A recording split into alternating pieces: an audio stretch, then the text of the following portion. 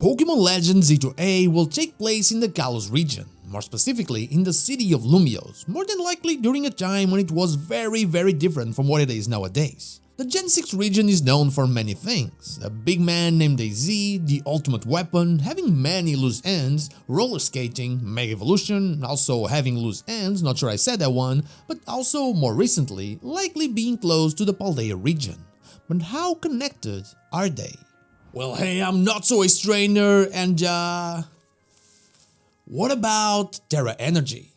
Let's get into it.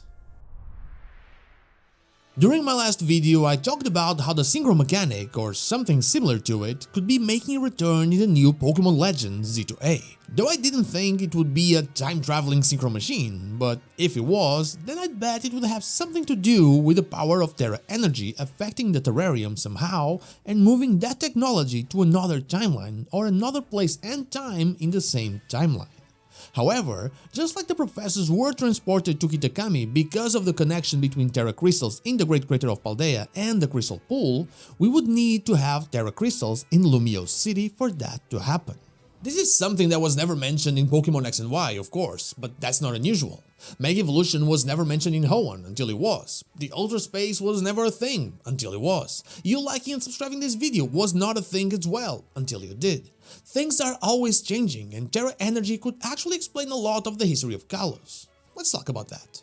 Tera Energy is the energy related to Terapagos, and it manifests itself in the form of strange, expanding crystal formations that are able to affect not only the environment but also Pokémon.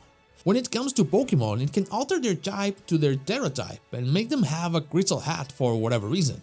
Its true power, though, is on how it can connect different timelines or different times and places on the same timeline.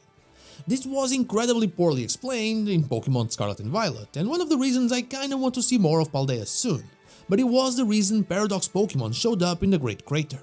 They came from a different timeline. This is the overall explanation for the power. Let's just say that Kalos is not the only region with loose ends. And this Paradox Pokémon and even Terapagos were first discovered by Heath, a writer, when he went down the Great Crater of Paldea during an expedition 200 years in the past. And this is a very interesting point in time. Pokémon Legends ZA appears to be based on the Haussmann renovation of Paris, something that happened around a little over 150 years ago. This would put the events of the game not only around the same time frame of the accepted Pokémon Legends Arceus timeline, but also a little after Heath's descent into the Great Crater of Paldea. We don't know exactly when it happened, but not long after it, when Heath published his records, he was ridiculed, and we have no more mention of him. Another thing to keep in mind is how the crystals can be taken to another area and continue their expansion. We saw this in the Crystal Pool, with the story of Ogerpon and the Loyal 3 telling us how those gems were brought from a faraway land by the mysterious man that came along with the murderous Pokémon.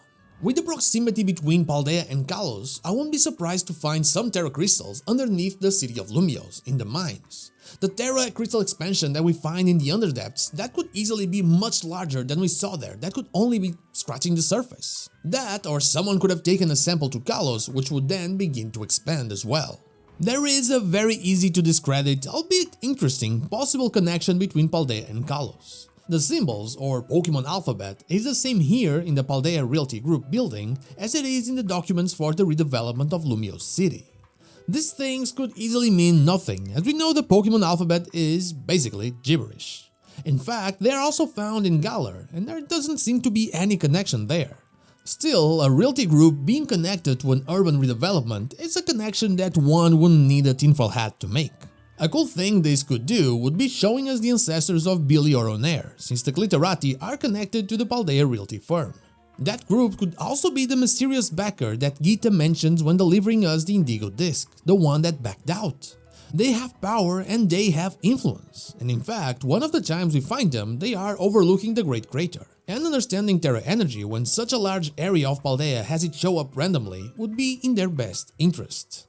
There is also the fact that AZ had access to incredibly developed and modern technology in order to build the ultimate weapon. And while I have a video theorizing about it, something you should check after this one thing that could provide AZ with that knowledge and technology would be the effects of Tera Energy connecting different points in the timeline. But there's an extra thing that having Tera Energy play a role in Pokémon Legends ZA could change, and I don't mean Terapagos. I sadly think they'll keep the turtle a mystery.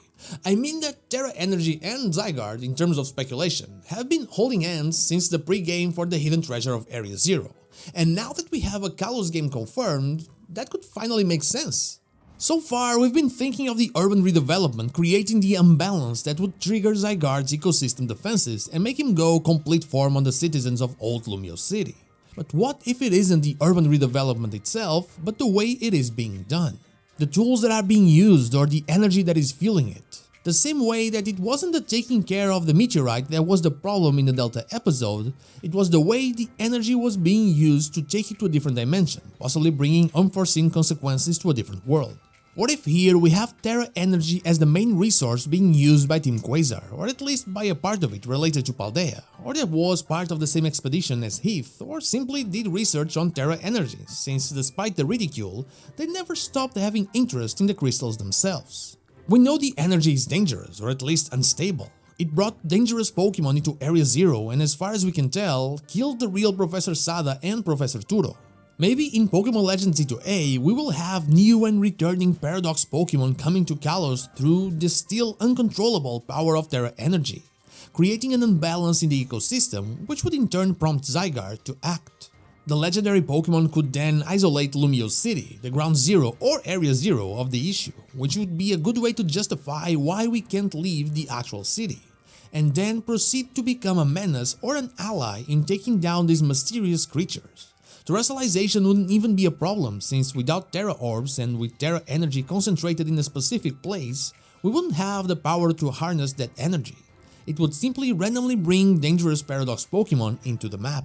Pokémon that would require us to Mega Evolve our Pokémon in order to stop. And yeah, I know that Dynamax had nothing to do with the plot of Legends Arceus, but honestly, it's easier to connect the dots in this case than it would be between Sinnoh and Galar. But maybe I'm just hoping to see the mysteries of Tera Energy not end up forgotten like so many others in Pokémon history.